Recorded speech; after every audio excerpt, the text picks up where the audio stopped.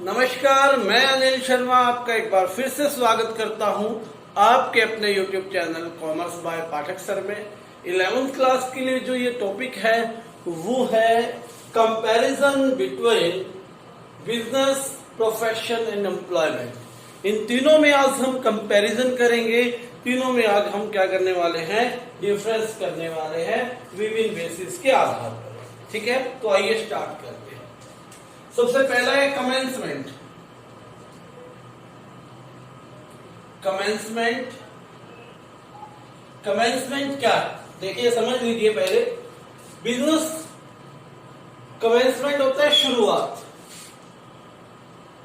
शुरुआत कहां से होती है? इसकी शुरुआत होती है डिसीजन से। जब कोई व्यक्ति डिसीजन लेता है, decision of starting a firm. ठीक है, एक फर्म को स्टार्ट करने का डिसीजन प्लस लीगल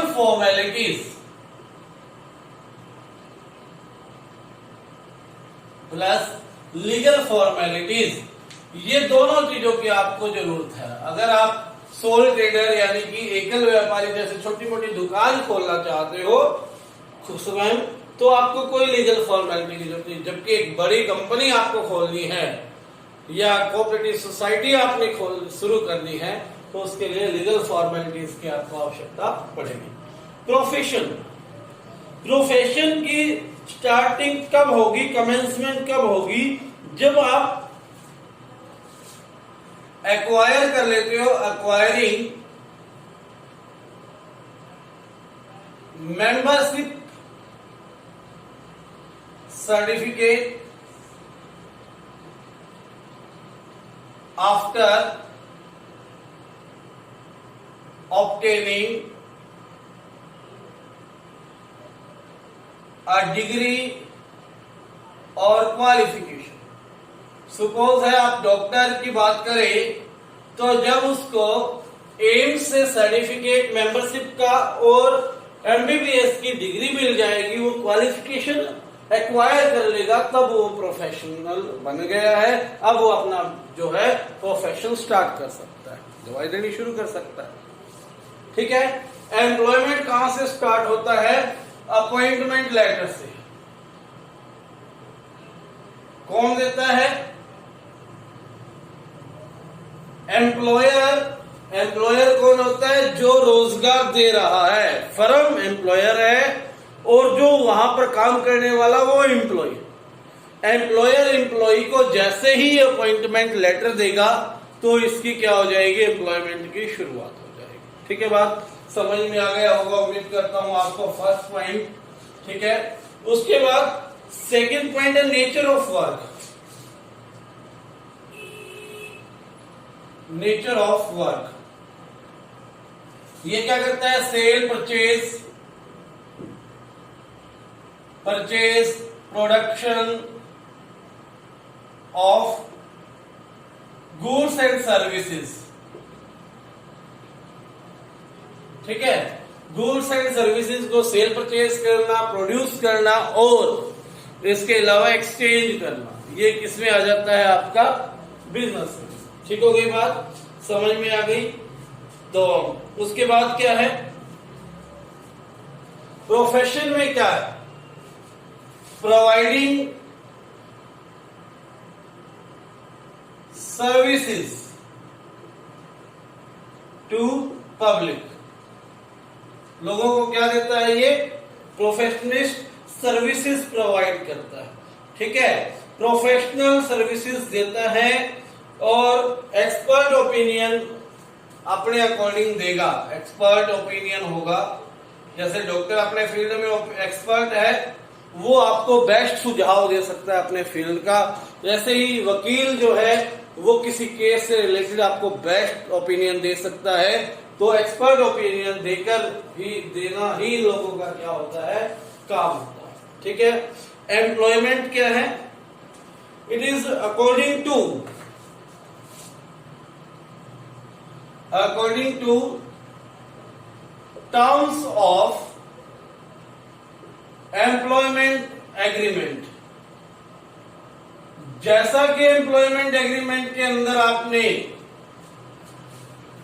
टर्म्स रखी है, उसके अकॉर्डिंग आपको क्या करना पड़ेगा, यहां पर काम करना पड़ेगा, वर्क करना पड़ेगा। उसके बाद थर्ड, क्वालिफिकेशन।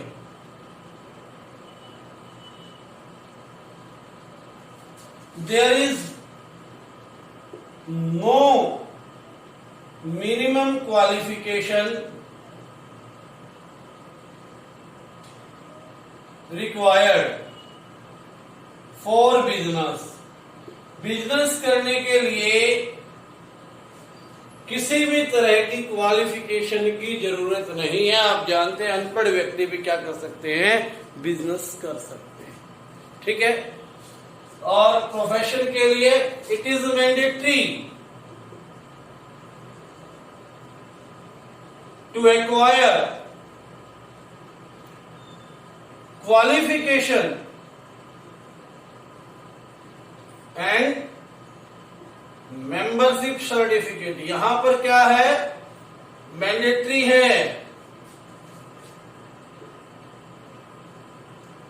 जरूरी है। जब तक आपको क्वालिफिकेशन नहीं मिल जाती तब तक आप किसी भी तरह का काम शुरू नहीं कर सकते। यहां पर क्या हो जाएगी, जरूरी है। उसके बाद एम्प्लॉयमेंट में qualification depends upon nature of job. आपके जॉब की नेचर, टीचिंग का अगर जॉब है तो उसको अपने फील्ड में, उस सब्जेक्ट में क्या होनी चाहिए, क्वालिफिकेशन होनी चाहिए। एक मजदूर को किसी तरह की खास क्वालिफिकेशन की रिक्वायरमेंट नहीं है। एक कंप्यूटर ऑपरेटर को अपने कंप्यूटर के फील्ड की, उसको सॉफ्टवेयर का नॉलेज होना चाहिए। तो ये सारी की सारी जो चीजें मैंने आपको बता दी है, ये क्या है, आपकी क्वालिफिकेशंस के रिगार्डिंग उसके बेस पर पॉइंट हो गया। Fourth, capital required. Capital required, ठीक है। तो इसमें कोई लंबी चौड़ी बात है ही नहीं, आपको पता है। यहां पर कैपिटल रिक्वायर्ड डिपेंड करेगा साइज ऑफ बिजनेस। जितना बड़ा बिजनेस का साइज होगा उतनी ज्यादा कैपिटल की जरूरत है। जितना कम बिजनेस का साइज होगा उतनी कम, छोटा बिजनेस की का साइज होगा उतनी कम कैपिटल की रिक्वायरमेंट है। अब बात करते हैं प्रोफेशन में। प्रोफेशन में कैपिटल रिक्वायरमेंट जो है वो लिमिटेड है, ज्यादा नहीं है।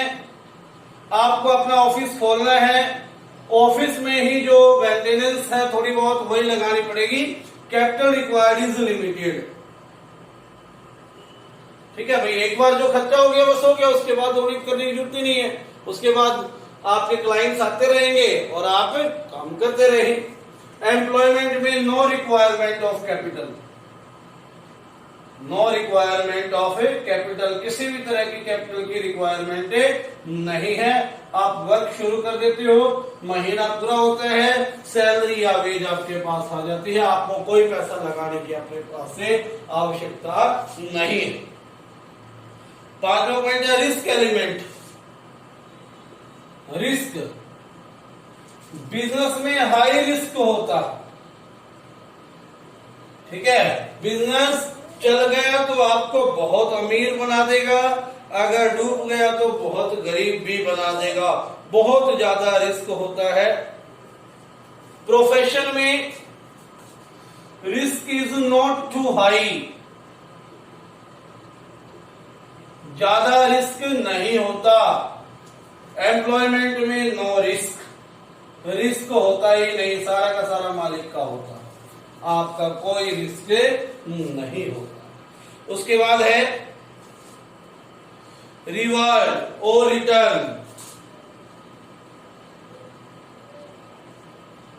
आपको मिलता क्या है, बिजनेस करने से profit fees for their services, अपनी सर्विस के बदले में फीस मिलेगी, और वही एम्प्लॉयमेंट में सैलरी या वेज मिलेगी, मजदूरी या तनख्वाह। ठीक हो गई बात। 7th पॉइंट, इसका मुख्य उद्देश्य क्या है? इसका मुख्य उद्देश्य क्या है? बिजनेस का प्रॉफिट अर्न करना, प्रॉफिट अर्निंग। इसका प्रोवाइडिंग सर्विसेज, प्रोवाइडिंग सर्विसेज। पहला उद्देश्य है प्रोफेशनलिस्ट का कि सर्विस प्रोवाइड करनी है, प्रॉफिट बाद में कमाना है। ठीक है, प्रॉफिट कमाना तो है, कैसे? सर्विसेज प्रोवाइड करके। उसके बाद अपनी सर्विसेज देके सैलरी और वेजेस कमाना है। सर्विसेज प्रोवाइड करके सैलरी और वेजेस आपको क्या करनी है? कमानी है। ठीक है, ये था 7वां पॉइंट, चीफ पर्पस।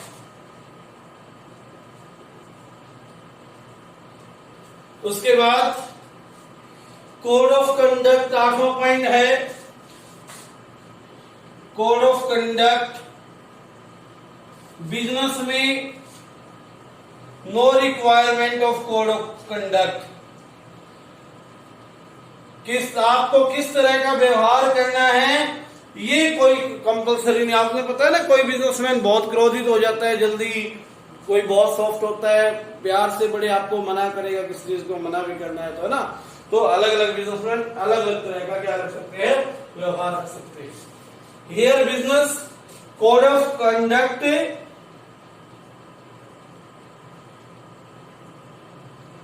कैसा होगा? जैसा कि असाइन किया गया है, बताया गया है, देयर प्रोफेशनल ऑर्गेनाइजेशन, उनकी प्रोफेशनल ऑर्गेनाइजेशन ने, जैसे वकीलों के लिए, लॉयर्स के लिए होती है bar council of India, doctors के लिए ऑल इंडिया मेडिकल इंस्टीट्यूशन है, ऑल इंडिया मेडिकल सर्विसेज जो देते हैं एम्स है। इसके अलावा सीए जो होते हैं उनके लिए है ICAI, institute of chartered accountant of India. ICSI CSS के लिए है। ये डिफरेंट डिफरेंट ऑर्गेनाइजेशन हमने बताई है। एम्प्लॉयमेंट में आपको कोड ऑफ कंडक्ट की according to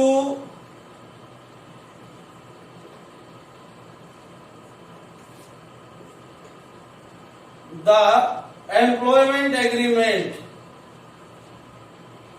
assigned by employer, आपके एम्प्लॉयर ने जैसा आपको करने के लिए बोला है, आपने उसी के अकॉर्डिंग, उसी एग्रीमेंट के अकॉर्डिंग क्या करना है? यहाँ पर काम करना है। तो आज के लिए इतना ही, ये टॉपिक था जो आपने करना था। और वीडियो को लाइक करें बेटे, चैनल सब्सक्राइब करें अगर नहीं किया तो। आज के लिए धन्यवाद।